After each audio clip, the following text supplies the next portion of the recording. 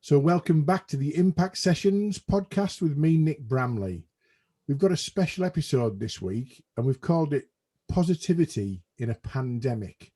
It's an episode to hopefully lift your spirits with all the negativity that's around, and to help me to do that, I've got a returning guest. I'm delighted to have back Lorna Feeney. She's Head of Mental Health Risk at Marsh Advisory and also Marsh McLennan Companies. She's got the biggest business card in the world, you can imagine, with that job title and job role. But if it's fair to say that Lorna is my absolute go-to lady for all things mental health and positivity. So I'll explain about welcome back in a second, but welcome back to the Impact Sessions podcast, Lorna. Thank you very much, Nick. Thank you very much for having me. No problem. Well, you're a returning guest for two reasons. One is we recorded a podcast which we renumbered it. It's number 21 in the current series, and it's the most downloaded podcast in the entire Impact Sessions podcast series. So we clearly hit a nerve in a good way with people's interest in the whole subject. And this was recorded before lockdown one. I think it was recorded in January or February 2020. And that's a good thing to have you back and see, where we are now as a result of what's happened since then. But the reason I reached out to you is you posted a lovely picture on LinkedIn of you and your daughter in the snow the other week, and you looked so damned happy at playing in the snow with your daughter at lunchtime. And I think you said, working from home has its benefits, and I couldn't have done this if I was working in the office. And I just thought, you know what, I'll talk to you about, there must be some good stuff coming out of the pandemic in terms of people's habits and what they're doing. And I just thought, let's talk and explore that. So without any further ado, as I say, welcome back. That picture was lovely. It was just you having fun. I did. And I know there's a lot of doom and gloom around pandemic, and we can't take away from the serious nature of it. But however, for me, I've had lots of time to be able to reflect where I spend my time and how I can. And actually, I really had a positive experience out of this. And again, that's an example with my daughter. Get our warm clothes on, get out in the snow. Normally, I wouldn't be able to have that, and I'd probably be cursing because I might have been stuck down London trying to get back home and seeing this damn snow. But now, it's been really great for me I haven't had to scrape the car, I haven't had to go out anywhere. And a great time for me and my daughter, and getting out there and being active and doing something a little bit different. Yeah, and things that you, as you say, you wouldn't just have had access to before. So I've touched on it already. How has it been for you personally then? You're working from home now, you used to travel a lot. Have you missed the travel, or are you now a complete advocate of, where you are and working from home and back-to-back Zoom calls and that kind of thing? Yeah, you see, I like change. I'm okay with change, and I understand when people don't like change. So for me, I like change. But if you'd known me, you did know me before, but going out was a massive thing. I'm a big social butterfly, got lots of friends, so I'm always out doing things. And actually, I thought myself I would have struggled, and my friends thought I would have struggled of the being inside. But actually, I haven't. I've really thrived from it. I've been able to do different things, and especially having that extra time with my daughter. So my work-life balance has really come into play, and there has been statistics out there now since the lockdown. People are worried about not being able to have the work-life balance like we've got now. But it's about, now we know how important it is that we make it work, and it's really important. And I've had this time with my daughter, and normally I would be away. Like I said, I work away a lot, and it's been really, really important for our bond and our relationship. Okay, we can get on each other's nerves, seeing each other all the time, but in it's done in the grand scheme of things, it's really, really helped us. And can I just ask, has it gone life-work balance now? Because it used to always be called work-life balance, suggesting that the work pressure and the commute and all the things that go with that were the sort of front end of that, and life was the secondary part. Do you think it's gone life-work balance? Are we in a position yet where we can start calling it that? Yeah, I think so. I think that's a great point. I think, well, for me, certainly. And you do have to be really strict with yourself, especially having, we're working from home, we're not living at work. So we need to make sure that we can separate that. And it is really easy to get sucked into coming in. into wherever your laptop is in your house, and then just continuing. That said, for me, it's about putting routine in. So the commute that I would usually get up at 6:30 in the morning, I'm still doing that. But what I'm doing is I'm filling that time with different things to do. So going out in the morning for a long walk with my daughter, getting tea prepared, which I wouldn't normally do. And that's another thing. I've been able to eat healthy, whereas before I couldn't, because I get things on the go. And that's another self-care trick. I'm not a great cook, but I've learned how to cook. And I've even started, and last night started for the first time, batch cooking. So I've never done that. Explain what batch cooking is for those who don't know then. So I'm always trying to find different ways to make my life easier and shortcuts, and constantly challenging myself. And it only came as really something silly that, I've got 4 onions, I'm chopping 1 onion, but I know that I'm going to chop all these other 3 onions into other things. So just keep, so I thought, well, why don't I just cook everything and then be able to freeze it? And that way it'll save me time over the weekend, and it will keep me on track eating healthy. Because at the weekend, I'm still partial to a takeaway, and that's my downfall. And, if I can really stop that. So that's what I've started to do now. But I've had this time to reflect, because I've had time to do things.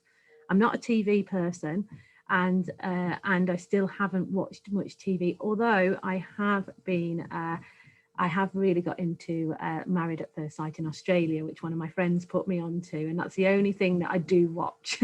I think we can safely and tactfully say that's what you would call tat TV, isn't it? Really? Yeah, easy watching. It's kind of no thinking required. Just watch it and just. I've never seen it, but I've heard of it, and I know people who watch it. It's almost like their guilty pleasure. I think that would be that would be described as. So okay. Yeah. So you must have seen some other good things. What are the things that you've seen other people do? I really like the idea of.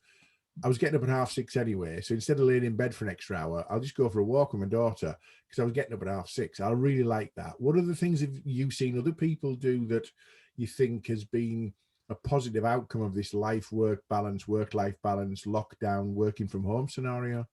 So I've seen a really great thing happen, and actually I've seen a lot of community spirit. But even so, I love house music, I love dance music, and going out in Leeds, I do miss going out on that. But I mean, the first lockdown, a lot of the Leeds DJs were on Facebook putting on live streaming sessions, which was brilliant. And if you connect with music, which is massive for me, for my self-care, it's the only thing that I can 100% rely on, and it never lets me down, no matter what mood I'm in. So it's so important to me. I wake up first thing in the morning after I've done meditation. I have to put on blaring music. It annoys the neighbours, but just for now, that's what gets me going. So what I've seen is that these DJs that all come together, and Facebook kept chucking them off because of rights. I understand that you're not allowed to play the music unless they've got the song license. Yeah. They've come together and they've made this app called Rave, which is amazing. You pay £5 a month, and you've got every single DJ from Leeds who you like, but there's also a community on there as well.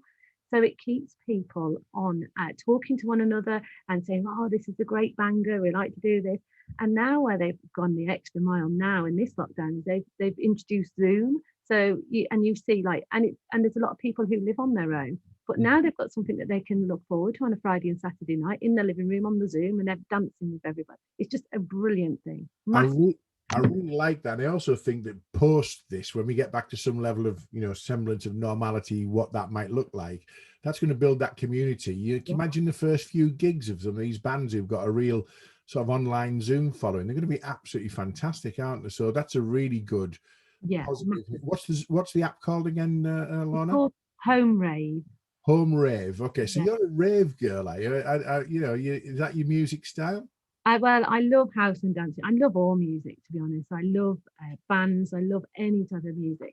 Classical, the lot. I really, really do love it. And like I said, that's my go-to for anything. And I had to fit it in, actually, because I realised quite quickly not having the commute to work, because if I was travelling to London or anywhere, I'd have my headphones and then listening to my music. So I had to make time to put in my, the things I really enjoy, such as music. So again, the hour in the morning, I make sure I listen to it like I was on the commute. And I've even started venturing out and doing some of the exercise, which I've never done exercise before. However, I have learned from my lesson, and because at the very first lockdown, I couldn't understand, because I am quite mentally strong, but I couldn't understand why I was feeling a little bit sluggish. And even though I preached quite a lot, but I didn't practice what I preached. And it was my boss who did his usual check-in. And he said, when was the last time you went out of the house? And I said, oh, I don't know. And this was at the beginning. I don't know, probably last week. And he went, so how many steps have you done today, Lorna? Just, talking. And I said, I don't know. Three. He said, you've done about, yeah, exactly. So then the penny dropped. So when Boris was saying to everybody, go out and walk, I thought, I'm not walking. But I didn't understand how much activity I did before when I was at work. When you drive, you leave the car, you walk to your office, walk around the office, go into town to get some lunch. So there was so much there that I forgot that, I'm okay. I can just do 2 steps to my laptop and then 2 steps downstairs. But it really had a massive impact. It's convenient, but not healthy, isn't it? That's the thing. Yeah, it had a massive impact on me. So then I started engaging with, again, another great thing to come out of this is that actually more people now are exercising more than ever, because you can do home workouts. I'm not a gym person because I get a bit embarrassed. I'm not that type of, I don't like sweating in front of people and going bright red face. It's not my thing to do. I just, when I have joined gyms in the past, I was the perfect gym membership person, because I join in January, pay for 12 months and never go, and might make a few friends on the couple of visits that I go there, which would annoy. That's how they make their money. Yeah, of course. Yeah, absolutely. Yeah. But yeah, so now I follow a great PT Pocket, she's called, Courtney Black. Absolutely amazing. Again, she's come out of it. She's got her own app as well, $15.99 a month, and she puts nutrition on there, and she constantly does pet talks on Instagram, telling people, make sure you use your calories, do your exercise, and again, creating this great place of promoting mental health and physical well-being as well. And there's a community on there as well. They put pictures on of people who have done really well.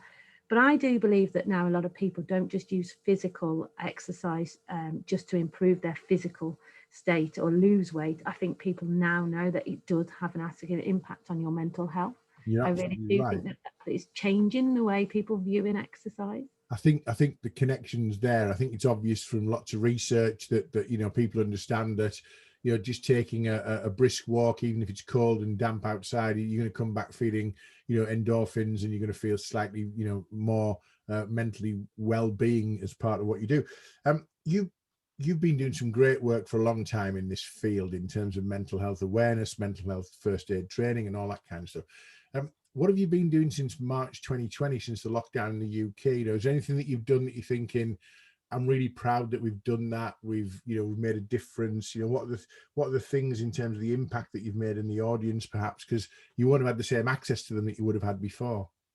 No, and actually one of the first things I set to do in the first lockdown, and probably like yourself, like a lot of people, I thought it was only going to last 2 weeks.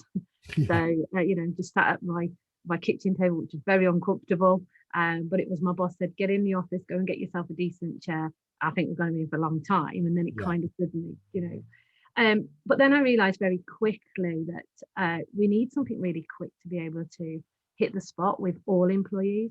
So predominantly at the moment, I train mental health first aid, so that I can only train up to 16 people in 2 days. I do line manager training, line manager awareness training, that's 25 people. But how could I hit everybody very quickly to keep them engaged and get their attention span? So I just developed 4 webinars.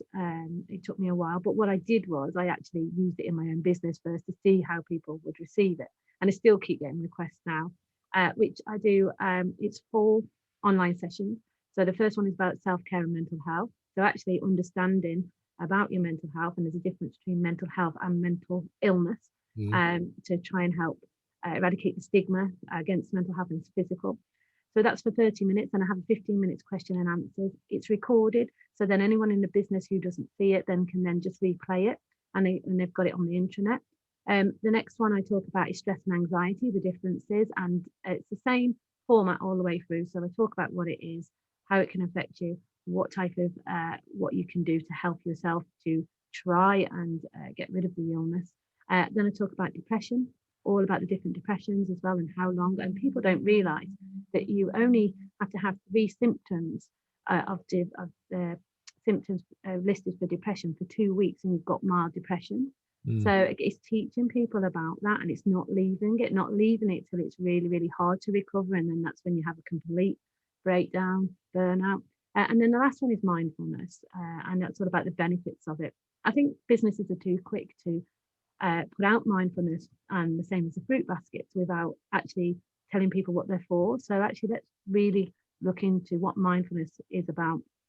And it's a tool rather than a solution to get better. And everybody should learn how to do mindfulness. It's really, really valuable skills to have.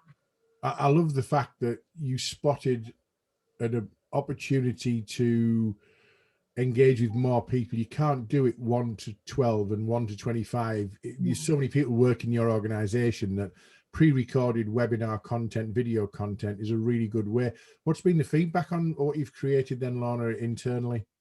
Internally and externally, I've had so many clients who I do a poll at the end just to check if I am hitting the right spot.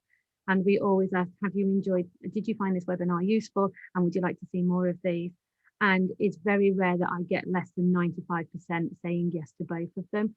And I've done so many for massive corporations as well, and helping them. And then also helping to develop then after that as well. What else do you need me to do? Would you like me to help you create how you have conversations with people, spotting the signs in a little bit more detail? So on the back of that, there's been lots of other things. So it's asking the businesses what they want. And it's a real good starting point, especially if a business hasn't started with their mental health journey, or if they have, they just wanted to boost it. I've had, amazing feedback, and internally as well. Constantly. Fantastic. One of the phrases I hear often is decompression. So you in the snow with your daughter was a decompression sort of moment.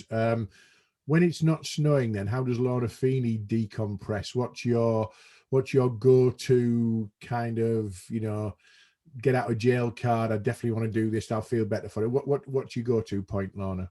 Well, I think routine is important. And first of all, I'm very careful of what I watch, what influences me, so I don't pollute my brain with such negativity. So, my dad says I'm quite ignorant for not watching the news, but I think I'm quite mindful of what's going on in the news. If I want to know the facts, I will go to the reliable sources, such as the government website, such as the NHS, and then I will make my own assumption theory about what they're saying, rather than have someone inflict that on me. So I keep myself very focused and not to have any of that. And I make sure, if we say a typical for my routine in the morning, I will wake up, I will do 10 minutes guided meditation, followed by a blast out of a couple of songs, dance songs, have a little bit of a dance, and then I'll might watch a couple of Peter Kay. I love Peter Kay, so I watch him comedy. So I just try to watch uplifting things, and I make sure that's where I am. I make sure that I talk to at least 3 of my friends or family in the evening as well, even if it's just a catch up. But I've got quite a lot of WhatsApp groups, so I always make sure we're checking on each other all the time, which is really, really important.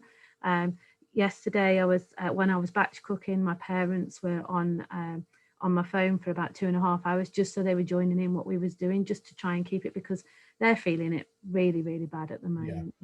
They're really struggling with that. I'm going to pick up on your Peter Kay thing there.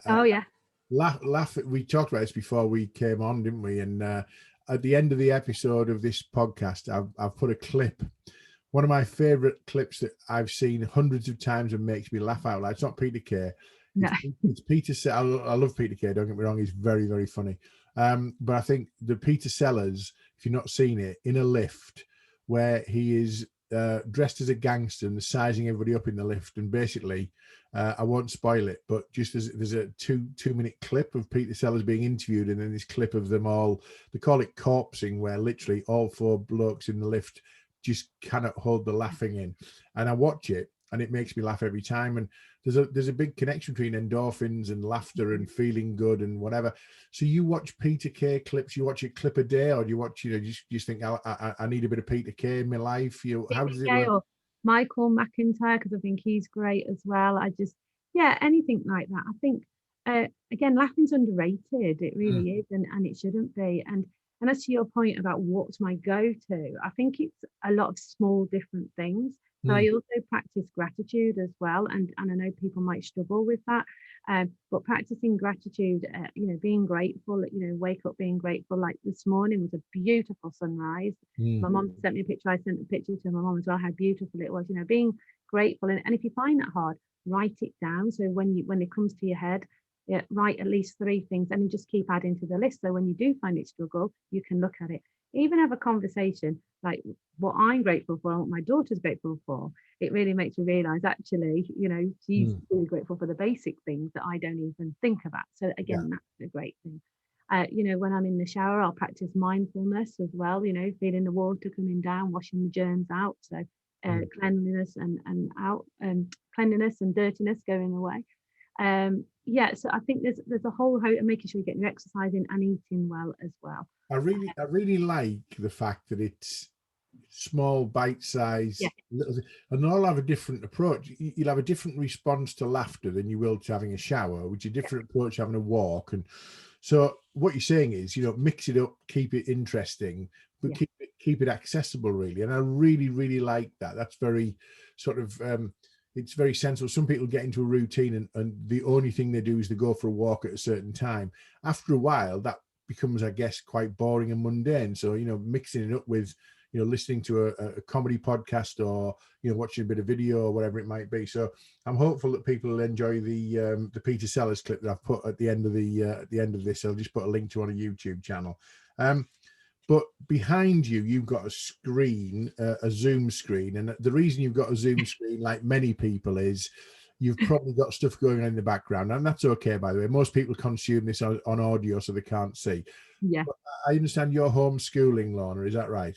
I am, and I have to say, the first homeschooling was horrendous. The first lockdown, it really was. And in the end, I mean, I look at the people we clap. So we were out there for the heroes of the NHS, and every single person who has really helped us, the world, to tick over and do the important jobs.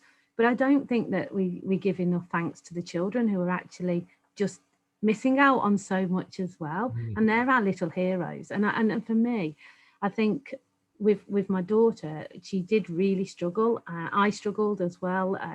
But now I'm really fortunate that she's on Zoom. So she has a teacher on from 9 in the morning until 3, and mm, she sits there and she does her work. And that has just been absolutely amazing. It mm. really has. I understand that not all schools can do that, but Emily's school was equipped to be able to make sure they checked before we went down to lockdown, as everybody got um, the computers or laptops or iPads to be able to do it. And if not, they've loaned out Mm. some other the technology so people can do that. But yes, she did used to come and pop in and wave a hand, but I was able to get my own back, Nick, because when Zoom came on for the first time, I was waving at all of her school friends. She was so embarrassed. Mortified, I would imagine, Lorna. Yeah, and you're going, well, what goes around comes around, and that'll make you laugh, and that's helpful for your mental health. Laughing at the fact that you're getting your own back on your daughter, I guess. So, no, Absolutely, and she yeah, won't do it again now to me. no, because it's quid pro quo, isn't it? Yeah. Let's talk about the workplace. You mentioned something to me off air about what we call Marsh Insights, which sounds like a great sort of program for the business. Do you want to explain what that's about? What Marsh have done, what Insights is about, and what's the impact of that? Yeah, okay. So what we're doing at the moment is we've got quite a lot of different things to support our employees. But one thing which is really good is our colleague resource group and our talent and learning. And so I'm taking part next week in similar to what we're doing now. So people can log in, but it'll be different parts of the business, senior leadership team involved. There'll be 4 of us. And we'll just be talking about the impacts of stress and what we can do to tackle that and our own personal experience. And I think for me, I think it's really important to be able to be vulnerable and also be able to show other employees that actually it's okay not to be okay Mm, because we're all going through something different.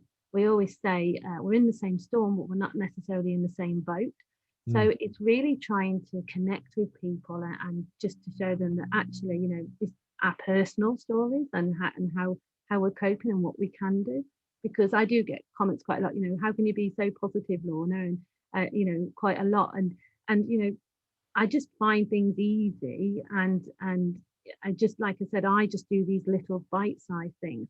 And I think a lot of people have lost their way in what they used to do to help their mental health.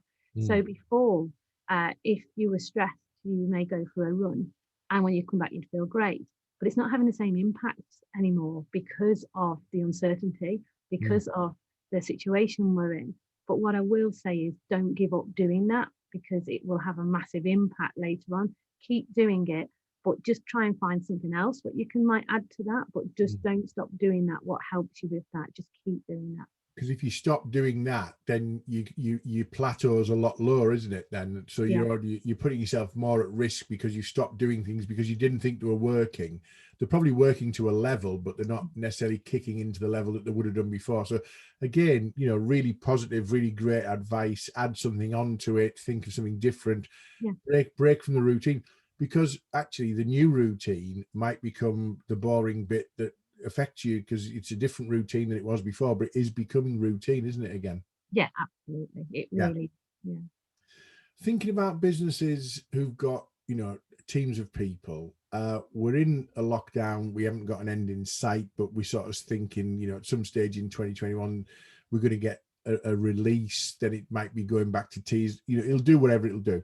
Is there anything businesses could or should be doing now with their teams whilst they're in lockdown, but preparing them to come out of lockdown positively? Is there anything that you're talking about or thinking about to get people ready for whatever that new normal looks like? Well, hopefully, I mean, our business has been absolutely exceptional at this. They've been able to engage with people and ask, sent out a survey to ask how do they feel about coming back to the office full time. Would they prefer to do a hybrid role, which is talked about a lot now, or do they need to be coming back immediately because they're on their own and they're working off a ironing board, as we've seen some people, you know. So they've tried to prioritize how it will be and then how we speak to people, how they're coming back. So I suppose it's asking, first of all, how workforces feel first, and then prioritizing to the people to see if there is any flexibility, if that person feels better. And you know, and I'm sure that a lot of businesses, I know in our business, that we have been productive. You know, we managed to finish on a great figure again this year. We made a profit, which was brilliant. And that just shows how much of a resilient, and by agile working, we've been able to pull together to be able to do that. So I think it's really asking people and then seeing how you can prepare them to come back, and giving them tools such as understanding that if people has anxiety, what supports have they got in their business, and when they come back, who can they talk to, what external supports are there as well. So understanding what available support is there, and knowing that the line manager is supportive as well. And for the person, for the individual, we're actually in control of 90% of our life. We're not in control of 10%. So it's about reframing and focusing on the 90%. So if you have got to go back into the office, what can you do to protect yourself? So make sure you have hand sanitizer. If you want to wear a mask in there. You know, you will definitely have the 2 meter distancing, but there's lots of it. How are you going to get to work? You know, think about your journey. There's different ways you can go. If you're going on a bus, perhaps you could go on a bike, you know, different things. So really think about it rather than be defeatist about that. I can't do that. Yeah, I think the other thing is that there's not one size fits all then, is there? You know, you're not going to go, right, okay, we're suddenly out of lockdown, everyone back on the 9 to 5, everyone back on the trains, everyone back in the car, everyone back on the M621 on the inner ring road of Leeds. I was talking to John Anderson from Lambert Smith Hampton on one of the earlier podcasts. I think he might have been number 30. I'm not sure, but John is a property specialist, you know, and I was saying to him, you know, do you think that the office space in the central Leeds, for example, is going to lie dormant? He said, no. He said, I think people just work differently. He said, you know, people might do an hour and a half, 2 hours at home and then come in for 10 o'clock because they want to do a meeting with face-to-face people. He said, but, you know, the fact is, you've got to be flexible, hot desking, you've got to be flexible in terms of the commute, the times, and, you know, it might suit people to come back and work in a team environment, like people thrive in that and they miss that. Or it might suit people to say, I'm actually being very productive at home and I'll just come into the office twice a month for a team meeting or whatever. So I quite like the idea that we're not suggesting prescriptive solutions. No. It's about what is right for those team members. But the only way to do that's communicate, isn't it? Absolutely. Just ask and then see what you can do, what the business needs, is where adjustments that you can make if it's possible. And actually, what are the reasons for making people come back to the office? Is it because you need them there? For really think about why you want to do that. Because everybody has been able to be responsible, and hopefully now it has got rid of all of those views that you can't be trusted, which is not a very great way to have a business anyway. It's not a great culture to start your business on, is it? I mean, the other thing with that is the thing that used to get me, and if you're watching it on video, you'll see it, is the inverted commas. Working from home. People used to do the sort of the speech marks next to you. Oh, you're working from home, and as if it was some kind of, you know, skive. It literally isn't. And I think those businesses who were nervous of it have been very pleasantly surprised at the productivity that's been generated by their teams, as long as they've been flexible with them. You know, so sometimes if people have got some really challenging homeschooling, it might mean that you work from 1 till 8, but you know, instead of working 9 to 5, it doesn't really matter if you get the job done. So I love the fact that we're looking for flexibility, communication, positivity, etc. Got a couple of questions to finish with, really, but one is about spotting signs. You know, you're sat at home. I loved what you said about you're doing your batch cooking where you got your mum and dad on the laptop or on the phone, but you're also on Zoom calls with colleagues and you're in team meetings with people, you know, virtually.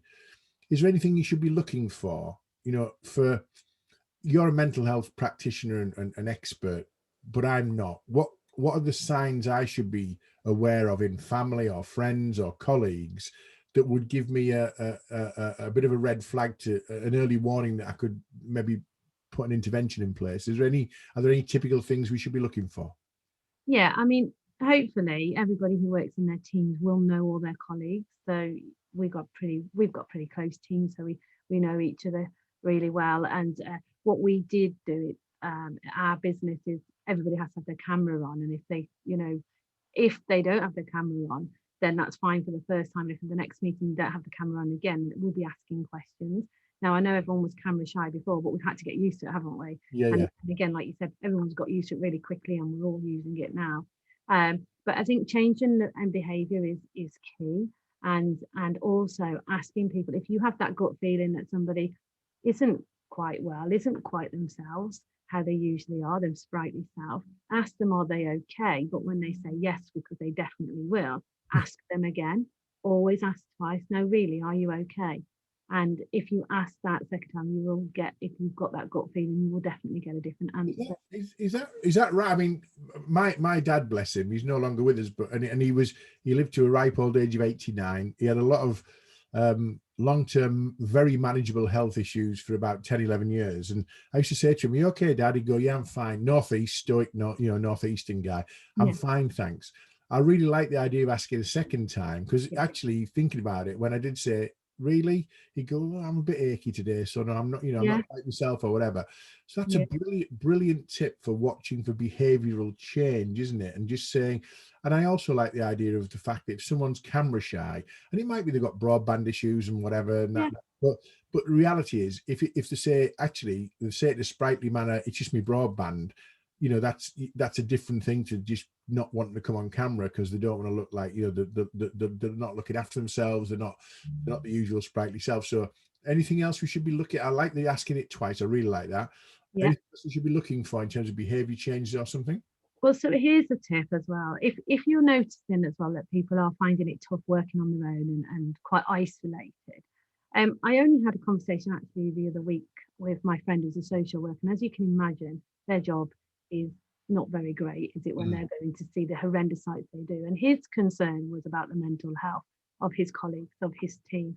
And he said, if somebody went out to a visit, when they come back, I could check on them straight away. We could go and get a cup of tea, we'd lighten the mood and they'd be okay, and we could talk about it. So he said, I haven't got that at the moment, and I'm really worried that my team's going to go on burnout very, very quickly because they're all working from home. So I just suggested to him, why don't you give it a try?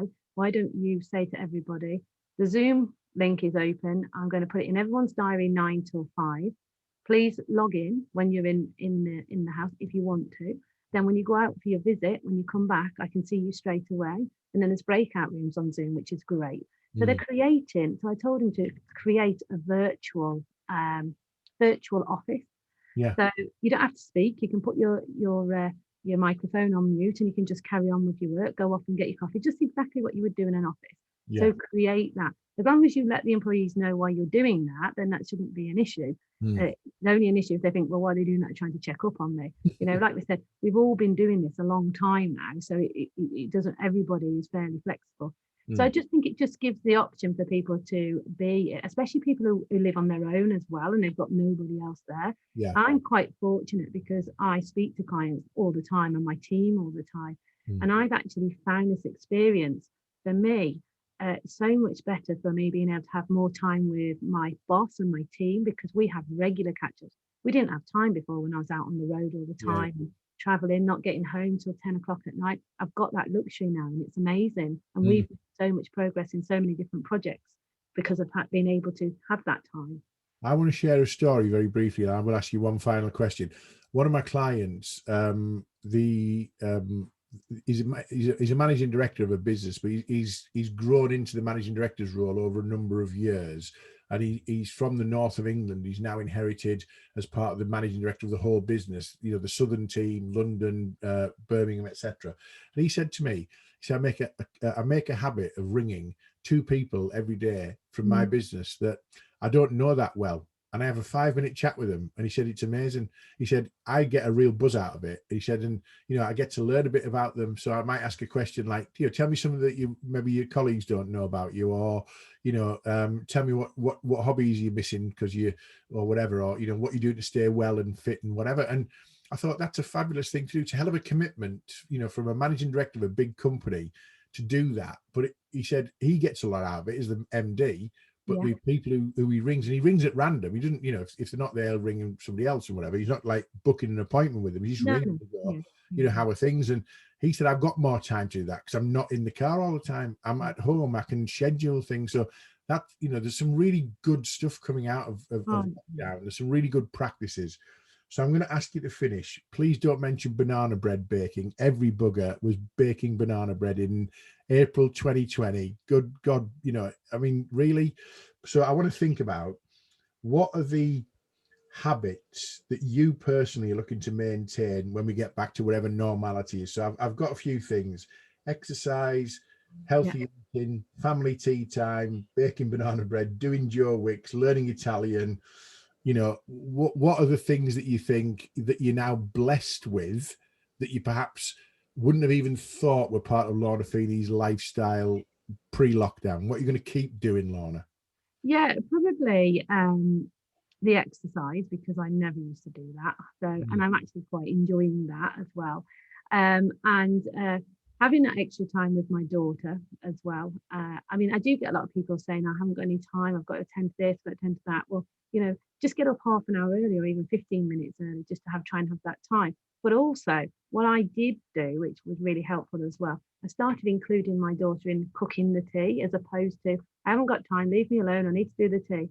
Now I say, come on, you can chop the carrots, we'll do this together. So we're doing something together. So another bonding session. You also teach you some skills, I would imagine. Yeah, exactly. So hopefully she'll be cooking a whole roast next year at 11. But there's lots of things, and I think making time as well to be able to, it's really important to reach out to my friends and family all the time and check out on them. I did before, but probably not as much, but I used to take it for granted because I could see them, and you can't see them now.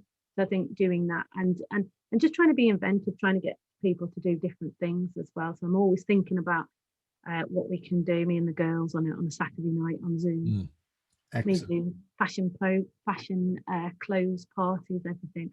So we do lots of different things. You would do it physically, so why wouldn't you do it virtually? I love that. I'm going to finish with a bit of a summary, because this was put together in the hope that we were sharing a few hints and tips and positive impacts. And Lorna, you've been fantastic at that. It's been a very, considering it's been about mental health and lockdown, it's been very, very positive. I hope the audience have been inspired by that. But I would like to say that, you know, we're never alone. You can pick up the phone, talk to someone, reach out to somebody. Somebody said, you know, look through your diary and see an old friend that you haven't spoken to for a year. Why not? Because we just fell out of habit of doing so. Ring them; they'll be eternally grateful. You'll feel better about it. The short term to this is, you know, we will get through this, whatever this is, and whatever how long it turns out to be. But the reality of it is, you know, at the moment we've got to manage it, haven't we? And I think, you know, what you've suggested in terms of positivity in a pandemic, Lorna, has been fantastic. I've really enjoyed this second session. I know full well it's going to go off the scale in terms of downloads compared to even the earliest one. So as everybody knows, it's available on the usual sort of platforms. It's available on the website for IMPACTUS Group. It's on our YouTube channel, and there's links to iTunes, Spotify, YouTube, etc., etc. Lorna's details are there in terms of those who watch the video. They're also going to be in the show notes for those who consume it on audio on the usual platforms. And I've put a laugh out loud short video, the clip I mentioned about Peter Sellers in the lift. If you don't laugh at it, I'll be surprised. It's just funny. It's just, you know, banal sort of humor, but it is funny. So it makes me laugh every time. And the other one I'd suggest people watch is, even if you're not a big Only Fools and Horses fan, Del Boy falling through the bar with his I've seen that. Somebody sent me that last night, and I was laughing out loud. I've seen, you know full well he's going to fall through the bar, and you know that Trigger's going to look round, and where's he gone? He's going to pop up looking like he's just hilarious. Little 1 minute clip, you know. I love That's all you need. Love the idea of Peter Kay. So, Lorna, it's been an absolute pleasure. Thank you for coming back. You're only the second ever returning guest. All right.